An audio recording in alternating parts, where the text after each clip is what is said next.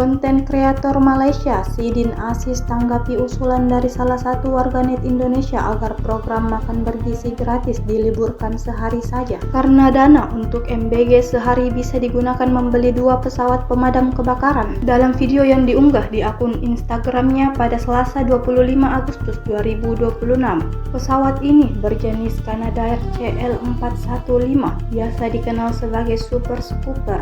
Dikutip dari Business Insider, pesawat Super Scooper mampu menampung sekitar 6.000 liter air dalam sekali angkut. Sejumlah negara telah menggunakan pesawat jenis ini untuk menangani karhutlah seperti Kanada, Amerika Serikat, dan sejumlah negara Eropa. Harga satu unit Super Scooper sekitar 30 hingga 40 juta dolar Amerika Serikat atau sekitar 480 hingga 640 miliar rupiah. Artinya, jika MBG diliburkan sehari saja, dananya bisa digunakan untuk membeli sekitar 2 unit pesawat Super Scooper.